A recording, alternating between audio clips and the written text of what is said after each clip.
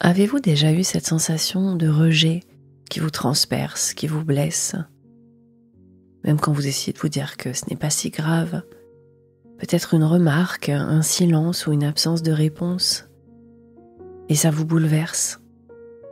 Vous savez rationnellement que vous n'auriez pas dû le prendre comme ça, mais en vous ça hurle et ça ravive quelque chose de plus ancien.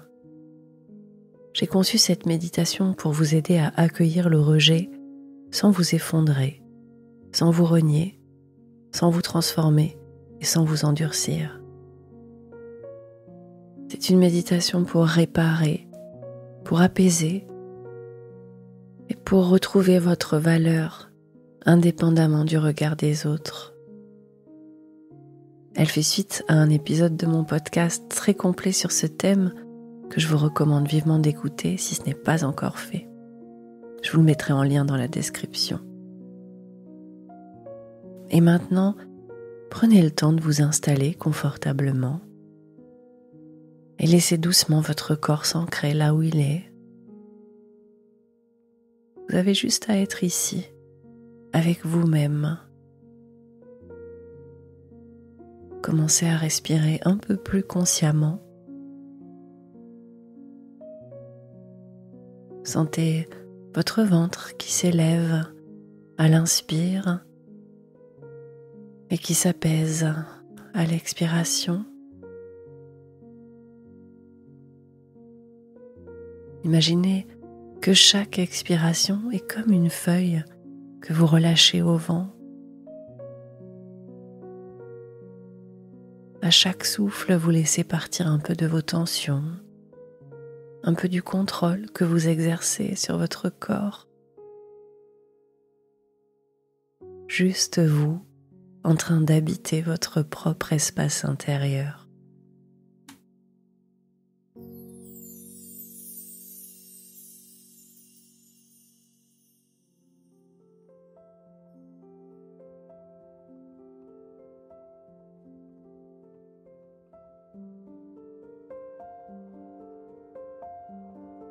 Et je vais maintenant vous inviter à faire surgir un souvenir, une scène, un moment de votre vie où vous vous êtes senti rejeté.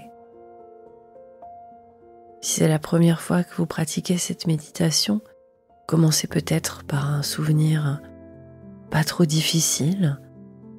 Et si vous avez déjà pratiqué plusieurs fois, vous pouvez à chaque fois choisir un souvenir un peu plus douloureux.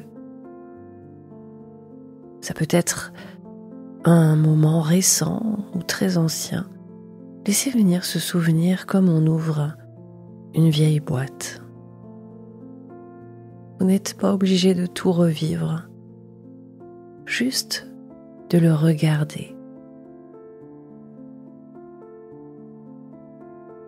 de le poser là, à distance, dans cette boîte que vous pouvez regarder comme une petite télévision, de quelque chose qui appartient à votre passé.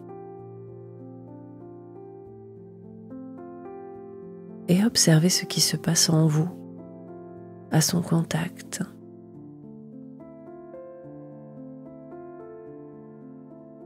Peut-être une contraction dans votre gorge, un poids sur la poitrine ou bien un vide dans votre ventre. Accueillez cette sensation.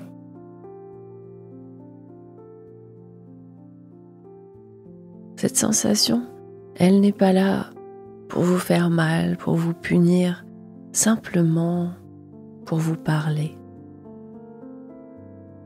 Elle vous dit qu'à cet instant, dans ce souvenir, vous vous êtes senti exclu de l'amour. Et ça, c'est une blessure archaïque, humaine et universelle. Alors imaginez maintenant que ce rejet, cette situation, c'est comme un miroir déformant dans un parc d'attractions. Vous vous regardez dedans et l'image qu'il vous renvoie est étrange, déséquilibrée, trop grande, trop petite ou floue. Et pendant un instant, vous avez cru que ce miroir qui reflétait votre image disait la vérité. Mais en réalité, ce miroir ne dit rien de vous. Il ne reflète que la déformation de celui ou celle qui regarde, ou de celui qui ne vous regarde pas du tout. Alors doucement dans votre imaginaire, prenez ce miroir et retournez-le. Posez-le et vous pouvez même, si vous le souhaitez, le briser en 1000 morceaux si vous n'êtes pas superstitieux. Et vous dire en vous, ce que tu reflètes ne dit rien de ma valeur. Je ne suis pas ce que tu n'as pas su aimer. Ce que tu reflètes ne dit rien de ma valeur. Je ne suis pas ce que tu n'as pas su aimer.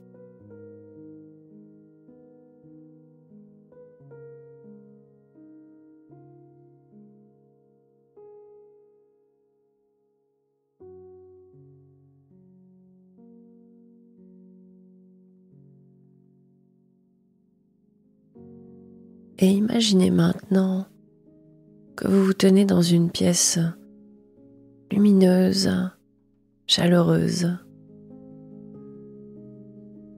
des couleurs, des plantes, une pièce réconfortante. Et au fond de cette pièce, il y a l'enfant que vous avez été. Il ou elle est assise là, la tête baissée, peut-être occupée avec un jeu. Vous vous approchez, vous vous agenouillez doucement à sa hauteur et vous lui dites avec vos mots: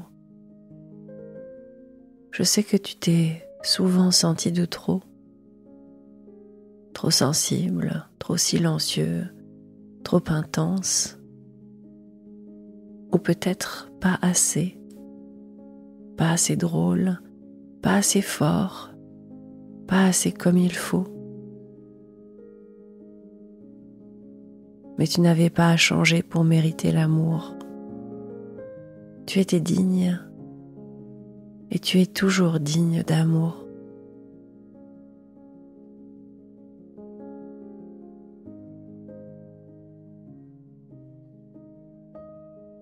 Et peut-être, dans un mouvement d'amour, justement, vous le prenez dans vos bras, vous le bercez,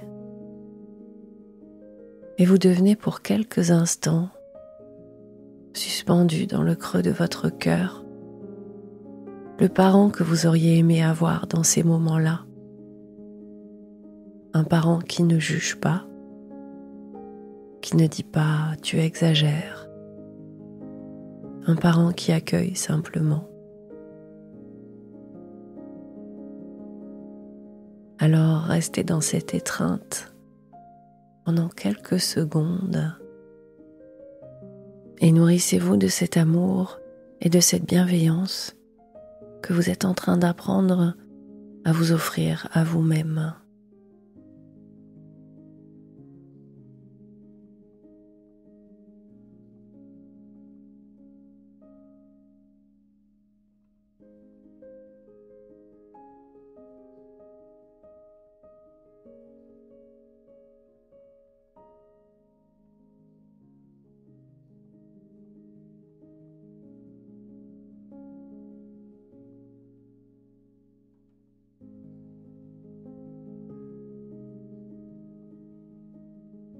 Et maintenant,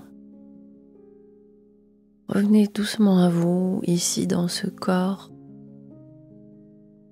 et rappelez-vous ceci. Être rejeté ne signifie pas être indigne. Cela signifie que l'autre n'a pas pu, su ou voulu entrer en lien à ce moment-là.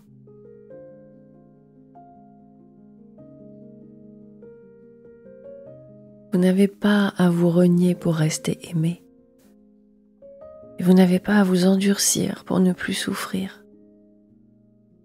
Vous pouvez être pleinement vous-même et apprendre à rester du bon côté de vous.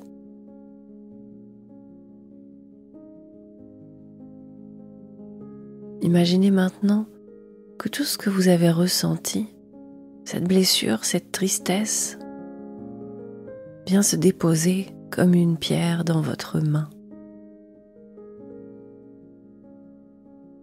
Et vous tenez cette pierre, elle est lourde, elle a traversé les années. Mais maintenant, vous décidez de la poser. Vous n'en avez plus besoin pour exister. Elle ne définit plus votre valeur.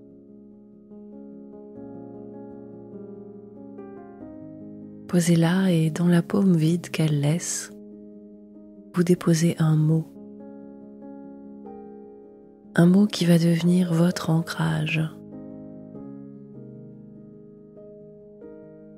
Peut-être vous allez choisir une phrase qui dit « Je suis légitime » ou bien « Je n'ai pas besoin d'être validé pour exister » ou bien un simple mot, le vôtre. Et répétez-le en vous 3 fois.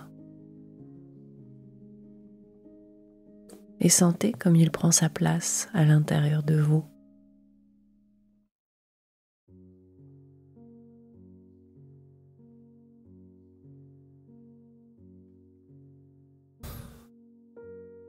Et maintenant, prenez une grande inspiration et sentez que quelque chose a bougé. Peut-être imperceptiblement, mais c'est déjà là. Car vous venez de poser un acte d'amour envers vous-même. Un acte de réparation intérieure.